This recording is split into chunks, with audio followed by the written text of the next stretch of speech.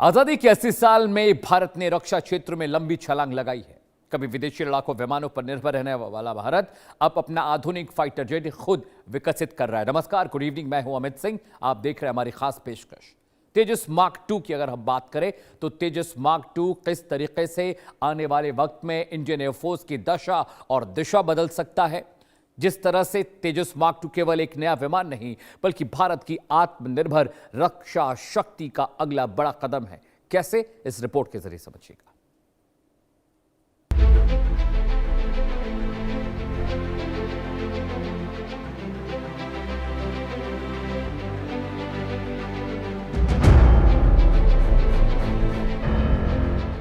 आजादी के 80 साल ये केवल भारत की स्वतंत्रता का सफर नहीं बल्कि आत्मनिर्भरता की उस कहानी का भी इतिहास है जिसने देश को रक्षा के क्षेत्र में एक नई पहचान दी। 15 अगस्त 1947 को जब भारत आजाद हुआ तब हमारे पास अपना कोई आधुनिक लड़ाकू विमान नहीं था, न स्वदेशी रक्षा उद्योग और न ही ऐसी कोई तकनीक जिस पर युद्ध के वक्त पूरी तरह से भरोसा किया जा सके। देश की सुरक्षा का बड़ा हिस्सा विदेशों से खरीदे गए हथियारों और लड़ाकू विमानों पर टिका हुआ था। ब्रिटेन से वैम्पायर और हंटर आए, सोवियत संघ से मिग-21, मिग-23, मिग-27 और बाद में सुखोई 30 MKI मिले। फ्रांस से मिराज 2000 और फिर राफेल शामिल हुए। इन विमानों ने भारतीय वायुसेना को ताकत जरूर दी, लेकिन एक सच्चाई कभी नहीं बदली। भारत की वायु शक्ति का बड़ा हिस्सा विदेशी तकनीक पर निर्भर रहा। युद्ध केवल हथियार खरीदने से नहीं जीते जाते। किसी भी लड़ाकू विमान के साथ उसके engine, spare parts, software, radar, हथियार और तकनीकी सहायता भी जुड़ी होती है। अगर युद्ध के समय इनकी आपूर्ति रुक जाए या कोई देश राजनीतिक वजहों से सहयोग बंद कर दे तो सबसे आधुनिक विमान भी सीमित हो सकता है। भारत ने समय के साथ ये समझ लिया कि अगर दुनिया की अग्रणी सैन्य शक्तियों की कतार में खड़ा होना है तो केवल हथियार खरीदना काफी नहीं रहेगा। उन्हें स्वयं डिजाइन करना, विकसित करना और बनाना भी सीखना होगा। ये सोच स्वतंत्र भारत की वैज्ञानिक यात्रा की आधारशिला बनी। डॉक्टर होमी जहांगीर भाभा ने विज्ञान और अनुसंधान को राष्ट्रीय सुरक्षा का आधार माना। के बाद डॉक्टर APJ अब्दुल कलाम के नेतृत्व में स्वदेशी मिसाइल कार्यक्रम ने गति पकड़ी। अग्नि, पृथ्वी, आकाश, नाग और ब्रह्मोस जैसी मिसाइलों ने भारत की प्रतिरोधक क्षमता को नई ऊंचाइयों तक पहुंचाया। इसरो ने अंतरिक्ष में भारत की तकनीकी शक्ति का परिचय दिया और रक्षा विमानन के क्षेत्र में देश ने पहला स्वदेशी लड़ाकू विमान तेजस विकसित किया। तेजस केवल एक विमान नहीं था बल्कि ये इस बात का प्रमाण था कि भारत अब दुनिया की सबसे जटिल एरोस्पेस तकनीकों को भी स्वयं विकसित करने की क्षमता हासिल कर चुका है। लेकिन तेजस की कहानी यही खत्म नहीं होती। आज भारत तेजस मार्क 1A, तेजस मार्क 2, AMCA, टेड BF और ORCA जैसी अगली पीढ़ी के लड़ाकू विमानों पर काम कर रहा है। यानी भारत अब केवल विमान उड़ाने वाला देश नहीं बल्कि उन्हें डिजाइन करने, विकसित करने और भविष्य की जरूरतों के अनुसार तैयार करने वाला राष्ट्र बन रहा है।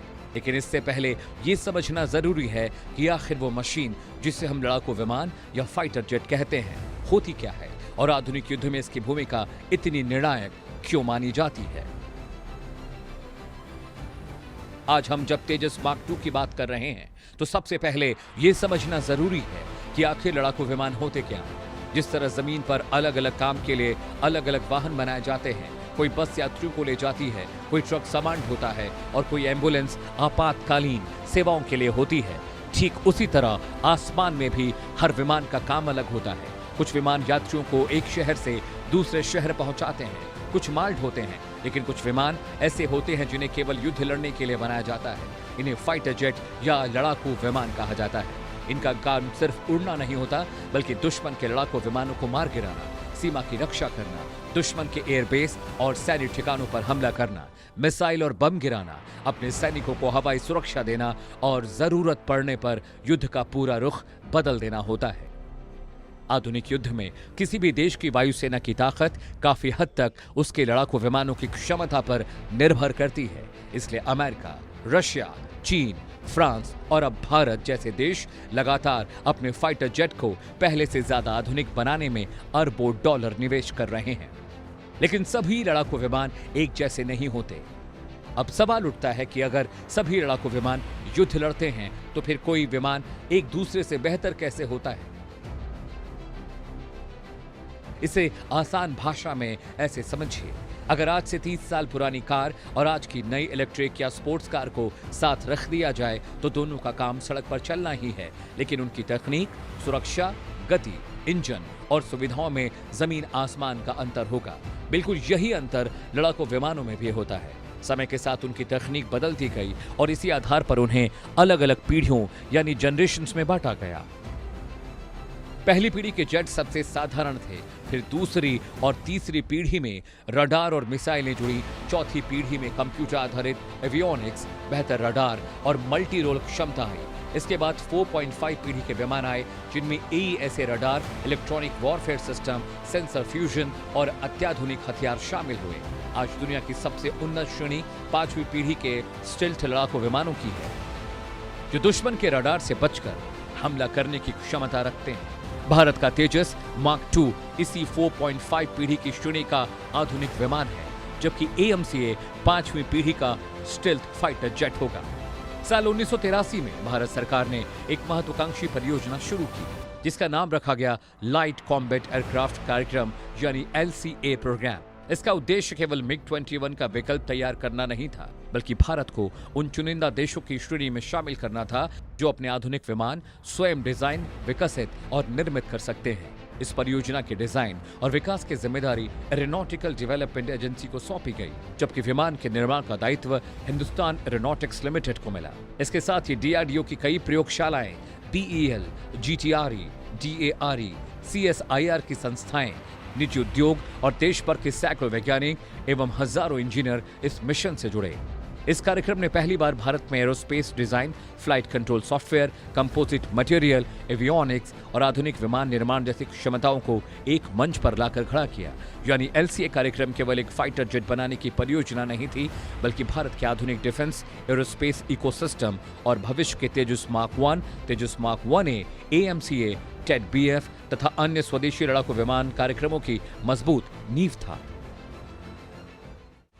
LCA का पूरा नाम लाइट कॉम्बैट एयरक्राफ्ट यानी हल्का लड़ाकू विमान।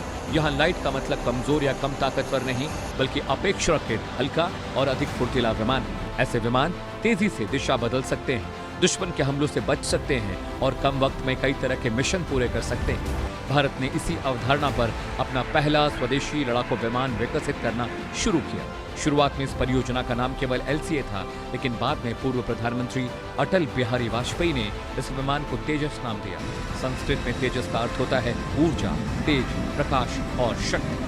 ये नाम केवल एक विमान नहीं, बल्कि उस आत्मविश्वास का प्रतीक बन गया जिसने दुनिया को बताया कि भारत अब अत्याधुनिक एरोस्पेस तकनीक विकसित करने की क्षमता हासिल कर चुका है।